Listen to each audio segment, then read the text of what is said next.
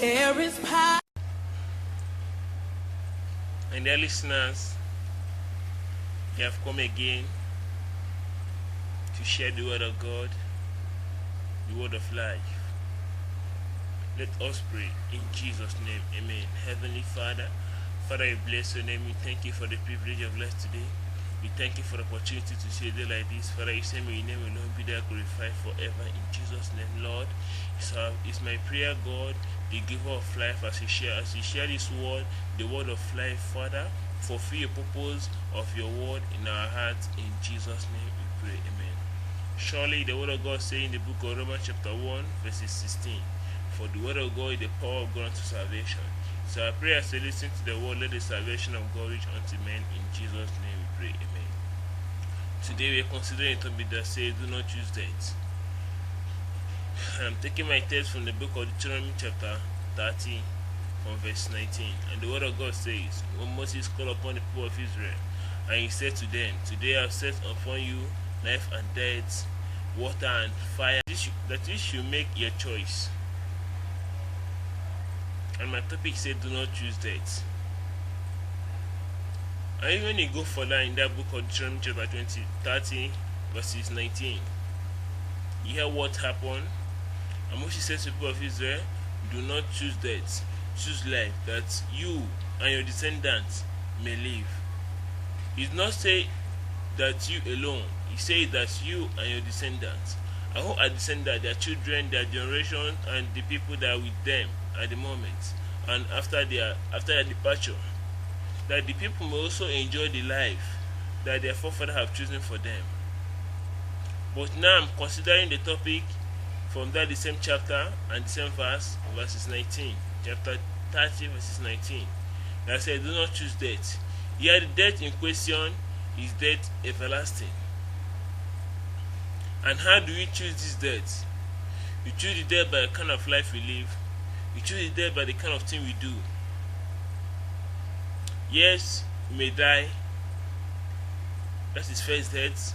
But when you die living holy and being righteous, when you die in that state, surely you will experience life everlasting. You are not going to be under condemnation. That is eternal death, eternal condemnation. And the word of God saying talking about that eternal death. If you go further in the book of Revelation, chapter 20, you will see what happened. That the death you are talking about is the death. That is the death I'm talking about. The death I'm talking about is not a death that as you die now, naturally with everyone will die. But there's life after this death. That is life everlasting. And that life will always take place when someone live holy, when someone be obedient to the word of God, when someone keep the commandments of the Almighty Father. That is when we will die with the hope of resurrection. But when we now die under the yoke of sin, yes, the word of God says in the book of John chapter 3 from verse 16, for God so loved the world that he had given his only begotten Son, that whosoever believeth in him will not die but have life everlasting.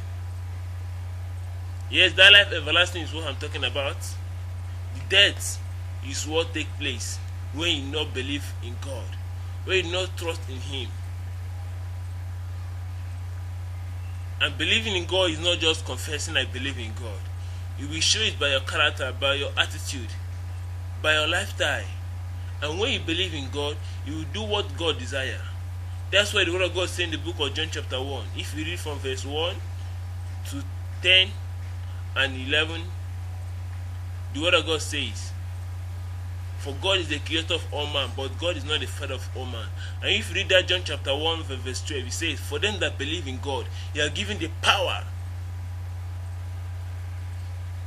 to become the children of God. And once you believe in God and keep his commandments and do the necessary thing that he needs to do, life everlasting is sure. But one can believe in God by saying, but not by acting.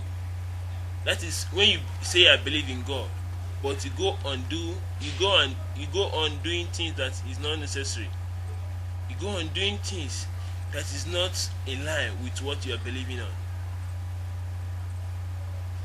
And when you go in the book of 2 Peter chapter 3 from verse 9, there you see that it is not the will of God that any of us will die and end up in hell. It is never the will of God. So my dear friends in Christ, today we are bringing this topic to tell us that it is necessary for one to amend his or her life to experience this life everlasting.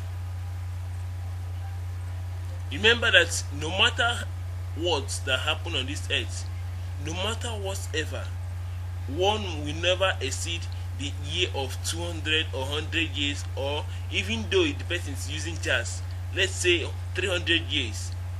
But in this generation, we have not seen someone that is beyond 200 years. That is how it is.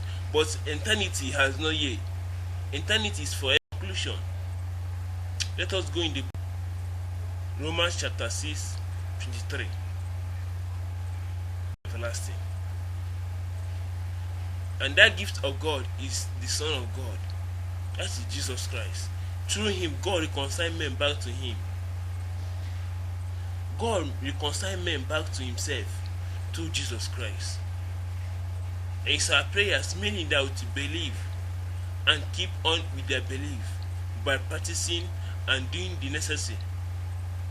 It's our prayer that God will show himself mightily through his grace in the book of Titus chapter 3, chapter 2, from verses 11. The grace that giveth right understanding of the word of God. This grace shall come upon as many that believe in this word of God for eternity. In Jesus' name we pray. Amen. Thank you for the time given. Remain blessed in Jesus' name. Amen. Please subscribe for more videos. Come on.